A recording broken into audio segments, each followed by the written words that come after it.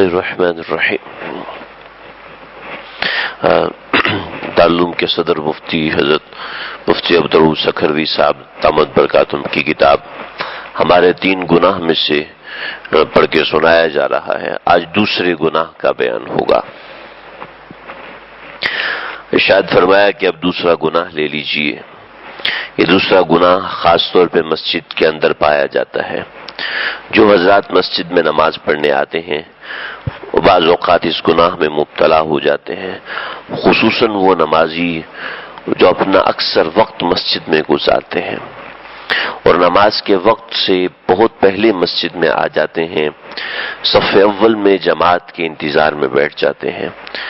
مسجد میں بہت جلدی آنا اور صف اول میں نماز کے انتظار میں بیٹھ جانا یہ اللہ تعالیٰ کی بہت بڑی نعمت ہے۔ اللہ تعالیٰ ہم سب کو نصیب فرمائے، آمین۔ اس لیے کہ جب تک نمازی مسجد میں جماعت کے انتظار میں رہتا ہے اس شخص کو برابر نماز پڑھنے کا ثواب ملتا ہے۔ حضرت شیخ الحدیث حضرت مولانا زکریا صاحب رحمۃ اللہ علیہ نے فضائل نماز میں فرمایا ہے کہ اکیلے نماز پڑھنے کے مقابلے میں باجماعت نماز پڑھنے میں نماز پڑھنے والے کو 3,35,54,432 گنا ثواب زیادہ ملتا ہے۔ یہ کتنا عظیم اجر ہے، لیکن جس عمل پر جتنا عظیم ثواب حاصل ہوتا ہے اس عظیم ثواب سے محروم کرنے کے لیے شیطان بھی اپنا پورا زور لگا دیتا ہے۔ چنانچہ اس ثواب سے انسان کو محروم کرنے کے لیے شیطان یہ کرتا ہے کہ جو نمازی مسجد میں نماز کے وقت سے پہلے آ جاتا ہے، نماز کے لیے بھی دیر تک ذکر و اذکار اور وظائف میں مشغول رہتے ہیں، چپکے سے ان کو اس گناہ میں مبتلا کر دیتا ہے، جس کا نتیجہ یہ ہوتا ہے کہ مسجد میں آ کر جتنی نیکیاں وہ کماتے ہیں وہ سب اس گناہ کی وجہ سے برباد ہو جاتی ہیں، اور وہ گناہ ہے مسجد میں بیٹھ کے دنیا کی باتیں کرنا۔ یاد رکھنا چاہیے مساجد صرف نماز کے لیے، ذکر و اذکار کے لیے، تلاوت قرآن کے لیے اور درود شریف پڑھنے کے لیے ہے۔ گویا مساجد کا مقصد یہ ہے کہ اس میں اللہ کی عبادت کی جائے۔ یہ مساجد دنیا کی باتیں کرنے کے لیے نہیں ہے۔ جس طرح ہم بازار میں آزادانہ جو چاہیں کر سکتے ہیں وہ سب بھی مسجد میں کر لیں، بلکہ یہ تو خالص اللہ کی عبادت کے لیے ہے۔ یہاں آ کے ہر شخص کو اللہ کی عبادت میں لگنا چاہیے۔ جب مسجد میں ہم داخل ہوں تو بازار کے معاملات کو باہر ہی چھوڑ دیں، گھر کی باتوں کو باہر ہی چھوڑ دیں، جو کچھ بھی باہر معاملات ہیں ان سب کو باہر چھوڑ دیں۔ مسجد کے اندر آ کے صرف اللہ سے لو لگانی چاہیے، اللہ سے تعلق قائم کرنا چاہیے، اللہ کو یاد کرنا چاہیے، اس کا ذکر کرنا چاہیے، اس سے دعا مانگنی چاہیے۔ اب اگر مسجد کے اندر آ کر بھی ہم دنیا کو نہ چھوڑے بلکہ دنیا کی باتوں میں مشغول ہو جائیں تو یہ بدترین گناہ ہے۔ مسجد میں دنیاوی باتیں کرنے کی ممانعت بہت سی احادیث میں آئی ہے۔ ایک حدیث میں حضور صلی اللہ علیہ وسلم نے ارشاد فرمایا، میری امت کے آخری زمانے میں ایسے لوگ آئیں گے جو مسجدوں میں حلقے بنا کے بیٹھیں گے، ان کے پاس دنیا کا تذکرہ ہوگا، دنیا ان کو محبوب ہوگی، ان کے پاس ہرگز نہ بیٹھنا، اللہ تعالیٰ کو ان کی کوئی ضرورت نہیں ہے۔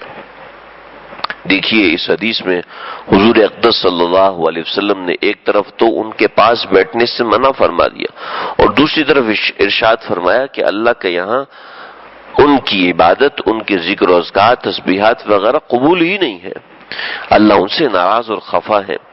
مسجد میں دنیاوی باتیں کرنے والوں کے حلقے آج کل ہمیں اپنے زمانے کی مساجد میں نظر آتے ہیں۔ بڑی بڑی مساجد میں آپ دیکھیں گے کہ کہیں 4-5 آدمی حلقہ بنائے ہوئے ہیں، اس طرح بیٹھے ہیں جیسے گھر کی کوئی بیٹھک ہے، دنیاوی باتیں ہو رہی ہیں۔ اگر وہ بازار کی مسجد ہے تو بازار کے مسائل وہاں پر زیر بحث ہیں، اگر دفاتر کی مسجد ہے تو دفتر کے مسائل زیر بحث ہیں، تفریح گاہ کی مسجد ہے تو تفریح کے مسائل پر گفتگو ہو رہی ہے، اگر گاؤں کی مسجد ہے تو گاؤں کے سارے مسائل وہیں پر زیر بحث ہیں۔ سرحد بلوچستان کے بعض علاقوں میں تو یہ رواج ہے کہ نماز سے پہلے، نماز کے بعد اور دوسرے اوقات میں بھی لوگوں کی ٹولیاں مسجد میں بیٹھی رہتی ہیں اور جس طرح اپنے گھر کی بیٹھک میں آزادانہ باتیں کرتے ہیں بالکل اسی طرح مسجد کے صحن میں بیٹھے ہوئے باتیں کر رہے ہوتے ہیں۔ اگر سردی کا موسم ہے تو مسجد کے حال میں بیٹھے باتیں کر رہے ہیں، مسجد ہی میں کھایا پیا، وہیں چائے کا دور چلا، بس مسجد کو گھر کی بیٹھک بنا لیا۔ ایسا معلوم ہوتا ہے کہ یہی وہ زمانہ ہے کہ حضور صلی اللہ علیہ وسلم نے جس کی خبر دی تھی۔ میرے عزیزو، مسجد میں بیٹھ کے دنیاوی باتیں کرنا سنگین گناہ ہے۔ مسجد میں بیٹھ کر، نمبر 1، مسجد کے اندر بیٹھ کر گناہ کی بات کی جائے، یہ تو بالکل حرام اور ناجائز ہے۔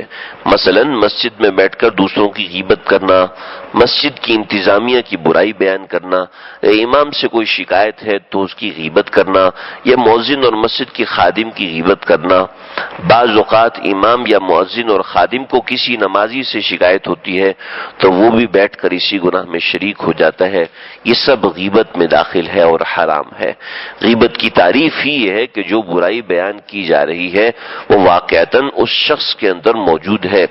اگر ہم مسجد میں بیٹھ کے دوسروں کی ایسی برائی بیان کر رہے ہیں جو واقعتاً اس میں موجود نہیں ہے تو یہ تو بہتان کا گناہ ہے، اور بہتان لگانے کا گناہ غیبت سے بھی زیادہ ہے۔ اور غیبت میں کے بارے میں حدیث شریف میں آتا ہے، حضور صلی اللہ علیہ وسلم نے ارشاد فرمایا، الغیبت اشد من الزنا، کہ غیبت زنا سے بھی زیادہ بدتر ہے۔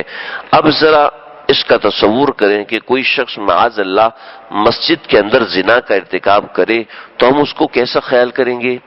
ظاہر ہے ہم اس کا تصور بھی نہیں کر سکتے، اس فعل کو انتہائی برا سمجھیں گے، اور غیبت تو زنا سے زیادہ بدتر ہے۔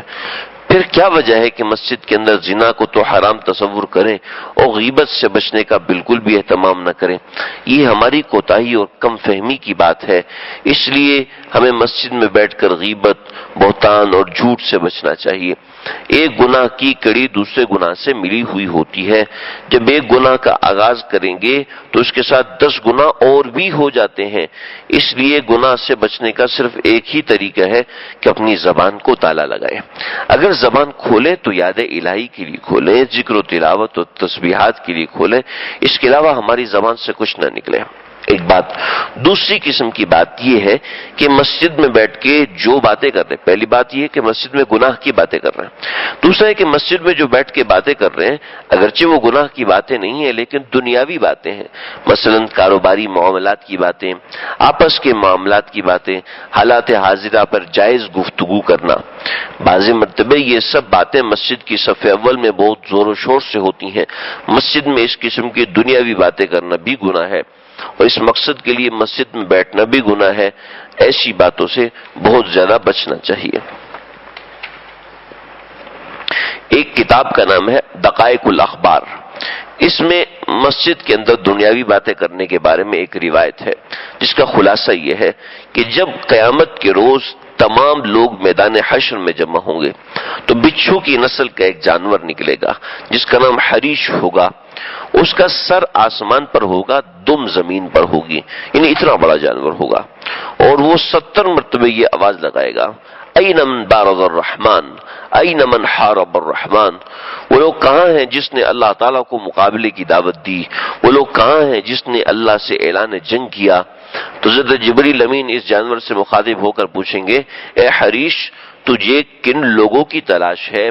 جواب میں وہ کہے گا کہ مجھے 5 آدمیوں کی تلاش ہے۔ نمبر 1، این من ترک الصلاۃ، وہ لوگ کہاں ہیں جو دنیا میں نماز نہیں پڑھا کرتے تھے، یعنی بے نمازیوں کو تلاش کرے گا۔ ہم میں بھی بعض لوگ ایسے ہیں جو فجر کی نماز چھوڑ دیتے ہیں، کبھی عشاء کی نماز چھوڑ دیتے ہیں۔ وہ لوگ غور کریں کہ پانچوں نمازیں تو فرض ہیں، فجر اور عشاء کی نماز پڑھنا بھی فرض ہے۔ جو بالکل ہی نماز نہیں پڑھتے وہ بھی ذرا فکر کریں، کیونکہ قیامت کا دن آنے والا ہے اور برحق ہے۔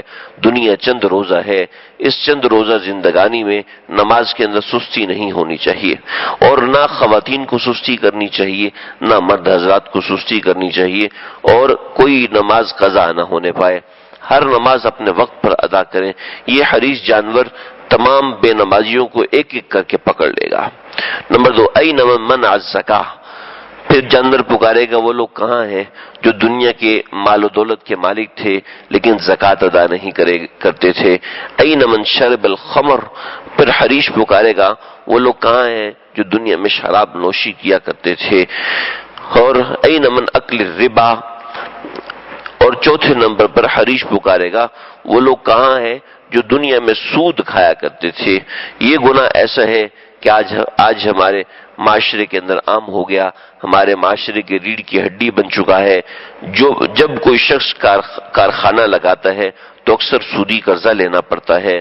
معمولی کاروبار والے بھی بینک سے سودی قرض لیتے ہیں۔ آج کتنے مسلمان ایسے ہیں جو اپنی رقمیں بینکوں کے اندر فکس ڈپازٹ یا سیونگ اکاؤنٹ میں رکھواتے ہیں، اس کے ذریعے سے بینک سے سود وصول کر کے اپنا گھر چلاتے ہیں، کام چلاتے ہیں۔ یاد رکھیں یہ بینک کا سود خالص سود ہے، سخت ترین حرام ہے۔ اس کے بارے میں قرآن میں ارشاد فرمایا کہ اگر تم سود سے باز نہیں آئے تو فَأْذَنُوا بِحَرْبٍ مِّنَ اللَّهِ وَرَسُولِهِ، تو اللہ اور اس کے رسول سے اعلان جنگ ہے۔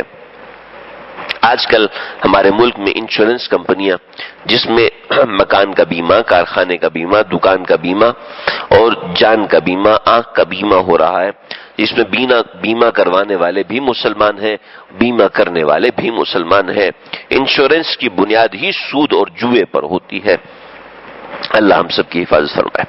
پانچویں مرتبہ جو حریش اعلان کرے گا وہ لوگ ہوں گے، وہ یہ اعلان کرے گا أين من يتخذ بحديث الدنيا في المساجد، أين من يتخذ بحديث الدنيا في المساجد، کہ وہ لوگ کہاں ہیں جو مساجد میں بیٹھ کر دنیا کی باتیں کیا کرتے تھے۔ اللہ، اس اعلان کے بعد وہ جانور اپنا کام اس طرح شروع کرے گا کہ اپنی گردن سے ان 5 قسم کے لوگوں کو ایک ایک کر کے اچک لے گا اور اپنے منہ میں جمع کرتا جائے گا اور پھر ان سب کو لے کے جہنم میں چلا جائے گا۔ دیکھیے، ایک تو جانور کے منہ کے اندر جانا، پھر جہنم کے اندر جانا، یہ کتنا ہولناک اور دردناک عذاب ہوگا۔ اس لیے ہمیں مسجد میں بیٹھ کے دنیاوی باتیں کرنے سے اپنی زبان کو تالا لگا لینا چاہیے کہ یہ زبان یہ گناہ تو ہماری گٹی میں ایسا پڑ گیا ہے کہ جب ہم میں سے کوئی حج یا عمرہ کرنے کے لیے جاتا ہے اور بیت اللہ شریف اور مسجد نبوی میں بھی ہم دنیاوی باتیں کرنے سے باز نہیں آتے، وہاں اللہ کے گھر میں بیٹھ کر دنیا کی چیزوں پر، دنیا کے لوگوں پہ تبصرہ کرتے ہیں۔ یہ ایسی بری عادات ہیں کہ وہاں جا کر بھی یہ عادت نہیں چھوٹتی۔ اس لیے ہم یہاں رہ کر اس گناہ سے بچنے کی کوشش کرتے رہے تو انشاءاللہ حج اور عمرے کے موقع پر اس گناہ سے بچ جائیں گے۔ بہرحال اس عادت کو فوراً چھوڑ دینا چاہیے، اس گناہ سے سچی توبہ کر لینی چاہیے۔ اللہ تعالیٰ مجھے آپ کو ہم سب کو سمجھنے کے عمل کرنے کی توفیق